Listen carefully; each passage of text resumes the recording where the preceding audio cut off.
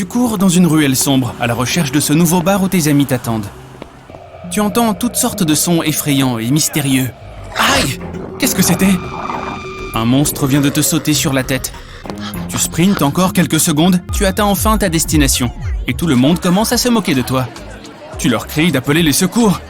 Mais tu vois alors dans le miroir qu'il y a un chat sur ta tête. En cas de véritables urgences, tu peux compter sur ton iPhone pour t'aider si tu actives le mode SOS d'urgence. Il déclenchera une sirène puissante pour faire savoir à tout le monde autour de toi que tu as besoin d'aide ou pour faire fuir tes agresseurs. Il appellera aussi automatiquement les services d'urgence de ta région pour qu'ils t'envoient de l'aide. Et si tu décides d'activer cette fonction, il peut aussi envoyer un SMS automatique à un contact de ton choix. Pour activer ce mode SOS d'urgence, tu dois maintenir enfoncé ensemble le bouton de verrouillage et l'un de tes boutons de volume pendant 5 secondes. Tu peux aussi l'activer en cliquant 5 fois de suite sur le bouton de verrouillage de l'écran. Dans Paramètres, SOS d'urgence, appelé avec le bouton latéral. Pour utiliser cette fonction de manière optimale, tu peux définir tes contacts d'urgence. Va dans l'appli Santé, clique sur ta photo de profil et sélectionne Medical ID dans le menu. Appuie sur Modifier, fais défiler jusqu'à Contact d'urgence et appuie sur le bouton Ajouter. Tu veux maintenant sélectionner une ou plusieurs personnes et préciser leur lien avec toi. Quand tu es prêt, n'oublie pas d'appuyer sur Terminer pour enregistrer tous les changements. Désormais, en cas de problème, ton iPhone enverra un SMS à tes contacts d'urgence pour leur indiquer ta position et leur faire savoir que tu as activé le SOS. Si tu te déplaces, ils seront informés de ta destination finale. Tu peux aussi renseigner toutes tes données médicales, au cas où tu serais inconscient et aurais besoin de l'aide des secouristes. Si tu as un Android, tu peux activer le mode urgence en maintenant la touche d'alimentation enfoncée et en tapant sur le mode urgence lorsque le menu apparaît. Tu peux aussi appuyer rapidement sur la touche d'alimentation 3 fois de suite. Tu devras cocher la case pour accepter les conditions d'utilisation du mode urgence, puis appuyer sur Activer. Si ton téléphone Android n'a pas de touche d'alimentation, tu devras faire glisser l'écran vers le bas pour ouvrir les paramètres rapides et appuyer sur l'icône alimentation et le mode urgence. L'écran s'éteindra et les applications seront limitées pour t'aider à économiser de la batterie. Tu pourras utiliser la lampe de poche, faire retentir des alarmes sonores, envoyer ta localisation et bien sûr passer des appels d'urgence. Tu peux appeler depuis l'écran de verrouillage. Il suffit de glisser vers le haut et d'appuyer sur Appel d'urgence pour composer le numéro. Tu verras tes contacts d'urgence enregistrés en haut de l'écran. Tu peux attribuer jusqu'à 4 de ces contacts dans Paramètres, à propos du téléphone, Informations d'urgence. L'emplacement exact peut différer d'un téléphone à l'autre. Il est également utile que tu remplisses toutes tes informations médicales dans cette section. Si jamais tu dois utiliser la fonction SOS, ton téléphone prendra des photos avec tes caméras avant et arrière et enregistrera le son ambiant. Ces données seront envoyées à tous tes contacts d'urgence avec ta localisation précise et un message disant « J'ai besoin d'aide ».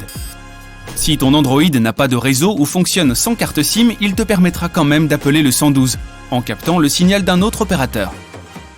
Lorsque tu n'as plus besoin du mode urgence, tu peux toucher les 3 points verticaux pour ouvrir plus d'options et choisir de le désactiver.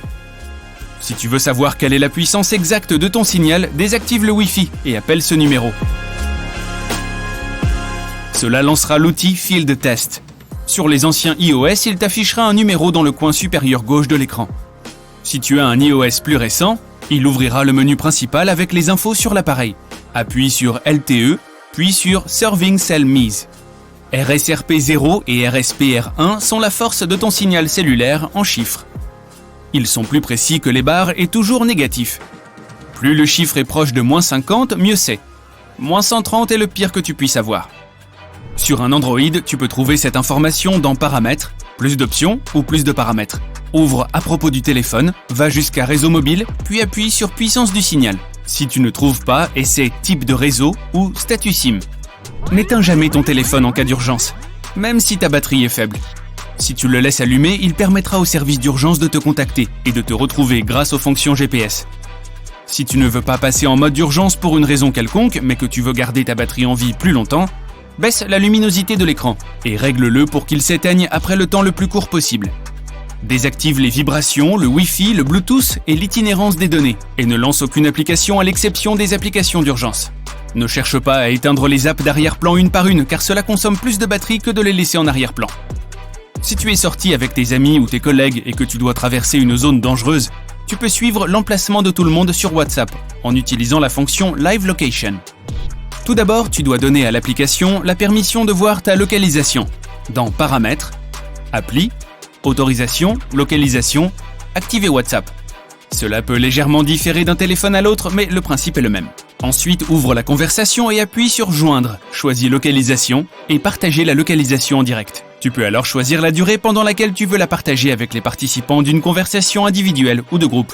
Appuie sur Envoyer. Tu peux arrêter de la partager à tout moment. Tu peux aussi partager ton emplacement en temps réel ou demander l'emplacement de tes proches via l'appli Google Trusted Contact. Si tu ne réponds pas à leur demande pendant un certain temps alors qu'ils savent que tu es en déplacement, elle leur envoie automatiquement ta localisation. Télécharge des cartes hors ligne lorsque tu voyages ou que tu te rends dans un nouvel endroit. Elles peuvent t'aider si tu te trouves dans une zone inconnue et que le signal est faible ou inexistant. Utilise un mot de passe au lieu d'un code d'accès à 4 ou 6 chiffres sur ton iPhone. Tu peux l'activer dans Réglages, Touch ID et Code. Modifier le code d'accès. Saisis ton ancien code, puis appuie sur Option du code d'accès et code alphanumérique personnalisé. Choisis un mélange de majuscules, de minuscules, de chiffres et de symboles. Opte pour l'empreinte digitale plutôt que pour la reconnaissance faciale. Il est possible de tromper ton téléphone avec une photo de toi de haute qualité pour le déverrouiller, tandis que les empreintes digitales ne sont pas faciles à imiter. Si tu traverses une zone peu sûre, tu peux choisir de désactiver la biométrie pendant un moment. Va dans Réglages, Touch ID et Code et désactive Touch ID ou Face ID. Une fois que tu seras de nouveau en sécurité, tu pourras reconnecter ton empreinte digitale ou ton visage au système. Sur un Android, tu peux activer le mode verrouillage. Il te permet de désactiver instantanément l'authentification par empreinte digitale et de masquer les notifications sur l'écran de verrouillage pour protéger tes données. Toi ou une autre personne qui met la main sur ton téléphone ne pourra le déverrouiller qu'en entrant le mot de passe ou le code PIN. Pour activer le mode verrouillage, ouvre Paramètres, fais défiler jusqu'à écran de verrouillage. Et là, appuie sur Préférences de l'écran de verrouillage. Choisis d'activer l'option Afficher le verrouillage. Ensuite, il te suffira d'appuyer sur le bouton d'alimentation et de le maintenir enfoncé pour mettre ton téléphone dans ce mode. Pour aider ton iPhone à te reconnaître plus rapidement, quelles que soient les conditions météorologiques, tu peux ajouter une autre apparence pour Face ID. Mets ton bonnet ou tes lunettes, couvre ton visage avec une écharpe et ouvre Réglages, Face ID et Code, configurer une apparence alternative. Cela fonctionne pour iOS 12 et les versions ultérieures. Fais le plein d'applications d'urgence disponibles pour iPhone et Android. Elles peuvent te donner des instructions sur ce qu'il faut faire avant, pendant et après une catastrophe naturelle et même faire une déclaration à ton assurance plus tard. Certaines le font sous forme de questions pour t'aider à te souvenir des événements. Il existe une application pour les tremblements de terre qui suit les téléphones de ses utilisateurs pour mesurer la distance et définir les endroits où la catastrophe naturelle est la plus dangereuse, en espérant que ce ne soit pas là où tu te trouves.